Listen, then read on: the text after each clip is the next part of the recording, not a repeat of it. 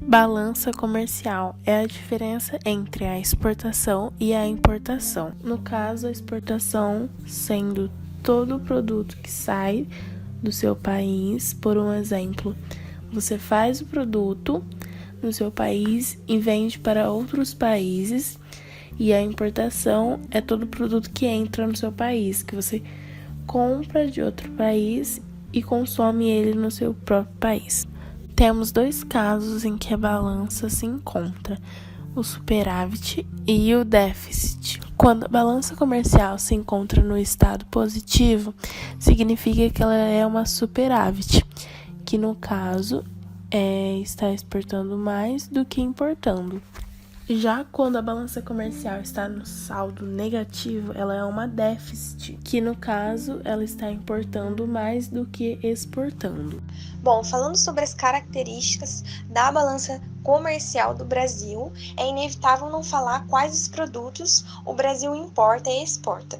Bom, o Brasil exporta produtos como a soja, o óleo bruto, minério de ferro, a carne, principalmente a bovina e aves, que são produtos do setor primário, e importa produtos como óleo leve, adubo, fertilizantes, equipamentos, principalmente de telecomunicações e eletrônicos, o que caracteriza produtos do setor primário, mais precisamente do setor secundário. O Brasil ainda possui um grande parque tecnológico, a gente está investindo na tecnologia, mas ainda assim o Brasil ele é um país agroexportador, ele exporta muitos produtos do setor primário, que é característicos, de países subdesenvolvidos, e a balança comercial do Brasil ela é favorável, ou seja, a gente exporta mais do que importa, entra muito mais dinheiro no país do que sai, isso desde 2015. Mas como na economia tudo está em constante alteração, o Brasil esse ano ele teve o pior déficit entre 5 anos. De 2015 para 2020, ele teve o pior déficit, de cerca de 1,7 bilhões de dólares. Ou seja, a gente importou mais produtos do que exportou. Isso devido à pandemia que a gente está passando, a queda do preço do petróleo, a queda do preço do minério de ferro e a desvalorização no preço das commodities, que são os principais produtos que a gente exporta. É importante salientar que estes dados foram tirados de janeiro deste ano, mas ainda assim a balança comercial do Brasil é favorável. O Brasil pertence à Organização Mundial do Comércio, OMC, e realiza suas trocas comerciais do comércio multilateral com países isoladamente, como também se relaciona com blocos econômicos, fazendo ou não parte de algum deles. Desde o início dos anos 2000 até os dias de hoje, as exportações brasileiras representam apenas um pouco mais de 1% nas exportações mundiais, mesmo com o Brasil sendo um grande fornecedor de commodities agrícolas e ter uma balança comercial superavitária. Em 2015, os países que o Brasil mais exportou produtos foram a China, os Estados Unidos, Argentina e Oriente Médio. E os países que o Brasil mais importou produtos foi a China, os Estados Unidos, Argentina e Japão. Como podemos perceber pela evolução de sua balança comercial, o comércio exterior brasileiro modificou-se intensamente após a década de 1970, impulsionando pela modernização e pela industrialização do país, que tem exportado cada vez mais produtos industrializados e semi-manufaturados, embora nos últimos anos as commodities tenham voltado a se destacar em nossa pauta de exportação.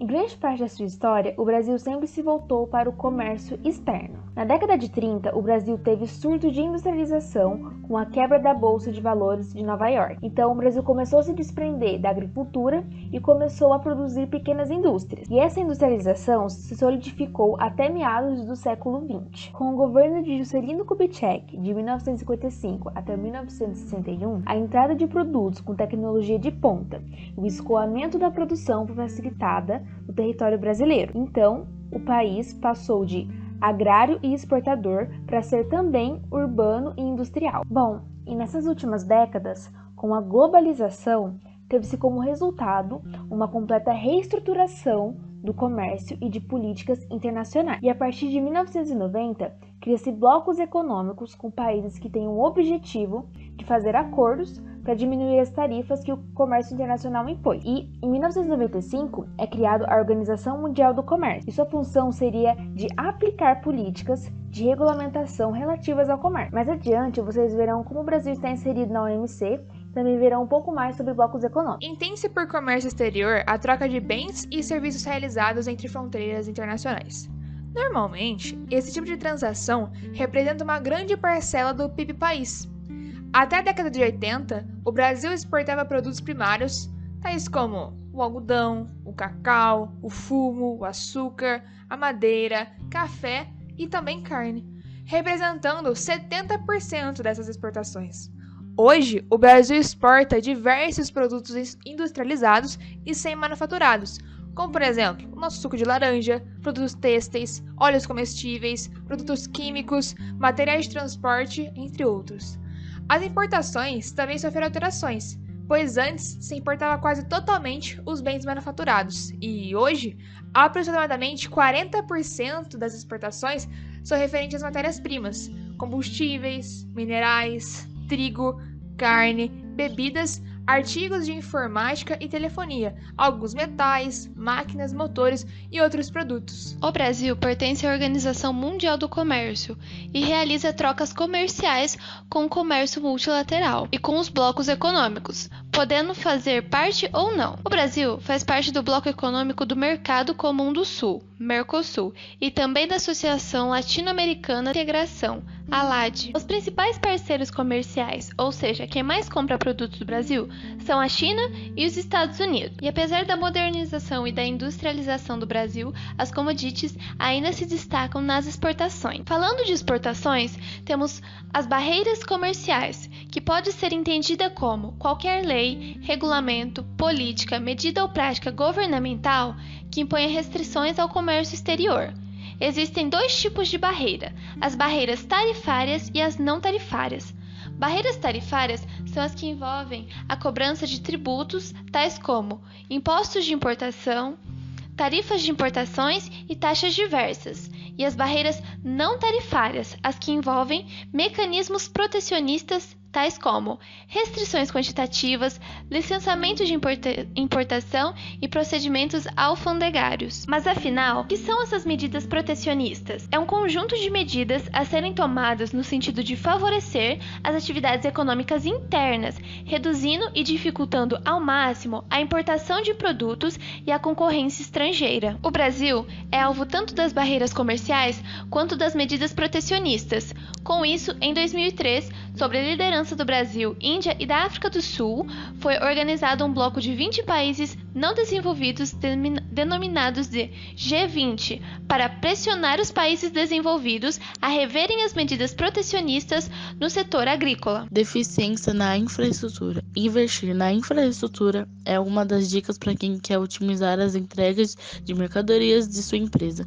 Todavia, as empresas que trabalham com comércio exterior dependem muito da infraestrutura dos portos e entradas do Brasil para descarregamento de produtos locais, estocagem e transporte das mercadorias, e sabe-se que eles não estão nas condições ideais para o fluxo contínuo e otimizado de exportações e importações. Tributação e preços altos. Os tributos a serem pagos tanto no país de origem quanto no país destino das transações também costumam causar dores de cabeça aos gestores. Isso porque a alta tributação, além de impactar nos preços dos produtos e diminuir a competitividade deles, ainda pode gerar problemas legais incorrendo em taxas, multas, juros e outras onerações, caso a empresa não atenda a alguma norma na hora de pagar impostos. Falta de mão de obra qualificada. Muitas empresas que trabalham com comércio exterior sofrem para conseguir pessoas qualificadas para entregarem seus quadros e colaboradores. Isso porque, além de descobrir profissionais que falam vários idiomas, também é preciso encontrar indivíduos que consigam interpretar leis e normas fiscais de diferentes regiões do mundo e que consigam trabalhar com aspectos culturais nessas regiões. Para superar esses desafios, toda organização que deseja trabalhar com comércio exterior deve buscar melhorar seu processo logístico para atuar de forma otimizada, minimizando os transtornos, investir em capacitação de seu próprio quadro de funcionários para que consigam atuar com agentes internacionais também é importante. Separei agora os 5 maiores desafios das empresas brasileiras no comércio exterior. O primeiro, burocracia e documentação. O alto nível de burocracia costuma ser um dos piores problemas enfrentados no mercado.